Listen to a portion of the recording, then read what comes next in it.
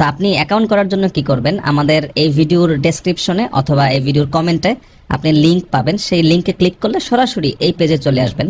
এই পেজে আসার পরে আপনি ব্যবহারকারীর নামের জায়গায় আপনি সরাসরি আপনার ফোন নাম্বার দিয়ে দিবেন, ঝামেলা শেষ। অর্থাৎ এই ফোন নাম্বার আর পাসওয়ার্ড দিয়ে পরে আপনি লগ ইন করবেন। তারপরে দিবেন হচ্ছে পাসওয়ার্ডটা আপনার নামটা দিয়ে দিতে পারেন, আপনার নামের প্রথম অক্ষরটা কিন্তু বড় হাতের দিতে হবে পাসওয়ার্ডে, নয়তো কিন্তু নিবে না।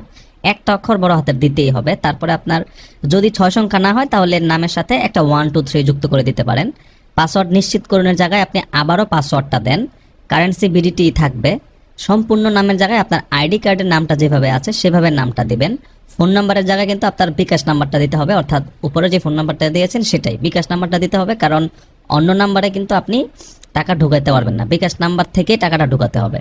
এরপরে বাকি রইল ইমেল। আপনি জিমেলে যাবেন, আপনার ফোনে জিমেলটা ওপেন করে যে ইমেলটা আপনি পাবেন সেই ইমেলটা কিন্তু এখানে ঠিকমতো দিয়ে দিবেন। ইমেলটা দিয়ে দেওয়ার পরে ভেরিফিকেশন যে কোডটা, এর মানে হচ্ছে যে কোডটা আপনি ডান পাশে দেখতে পাচ্ছেন এই কোডটাই যা দেখবেন তা এখানে লিখে দেবেন। লেখার পরে নিশ্চিত করুনে চাপ দিবেন, তারপরে কিন্তু আপনার অ্যাকাউন্ট সাথে সাথে তৈরি হয়ে যাবে।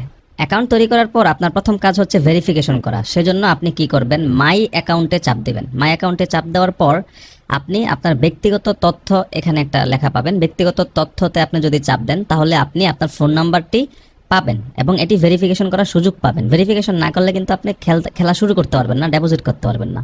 তো ফোন নাম্বারটা দেখার পরে এখানে আপনি ফোন নাম্বারটা দেখতে পাচ্ছেন এবং তারপরে যাচাই করা হয়নি দেখেন লেখা আছে বর্তমানে। এখানে চাপ দিলেই যাচাই করার জন্য আপনি আপনার ফোনে একটি ওটিপি কোড চলে যাবে বা ওয়ান টাইম কোড চলে যাবে 4 সংখ্যার।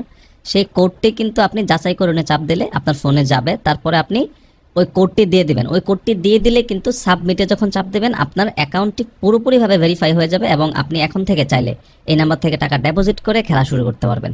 এখন যদি আপনি সাবমিট করুনে চাপ দেওয়ার পরে আপনার পেজটি রিফ্রেশ দেন তাহলে আপনি দেখতে পারবেন যে আপনার ফোনটি ভেরিফিকেশন হয়ে গিয়েছে।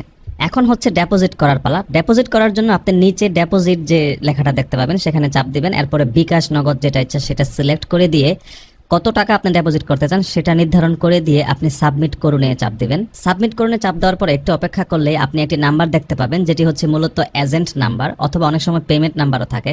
তো এখন যেহেতু এজেন্ট নাম্বার, আপনাকে কিন্তু এই নাম্বারটা এখান থেকে কপি করে নিয়ে বিকাশে আপনার নাম্বার থেকে ক্যাশ আউট করতে হবে। এই নাম্বারটা থেকেই করতে হবে, অন্য কোনো নাম্বার থেকে করলে হবে না। এই বিকাশ নাম্বারটা থেকে ক্যাশ আউট করে আপনি যে নাম্বারটা বর্তমানে যে নাম্বার থেকে পাঠিয়েছেন সেই নাম্বারটা সিলেক্ট করে দিবেন। সিলেক্ট করে দিয়ে যে ট্রানজ্যাকশন আইডিটি থাকবে বিকাশে, আপনি যে টাকা পাঠাবেন সেটা একটা ট্রানজ্যাকশন আইডি পাবেন বিকাশে পাঠানোর পরে, সেটি এখানে দিয়ে সাবমিট করে দিলে আপনার টাকা ডিপোজিট হয়ে যাবে। আপনার কাজ শেষ। ডিপোজিট করা হয়ে গেলে এবার আপনি হোম পেজে চাপ দিয়ে আপনি ক্রিকেটে চলে যাবেন এবং সেখানে আপনার পছন্দ মতো যে কোনো ম্যাচে আপনার পছন্দের দলের পক্ষে আপনি টাকা বাজি ধরতে পারবেন। ধন্যবাদ সবাইকে।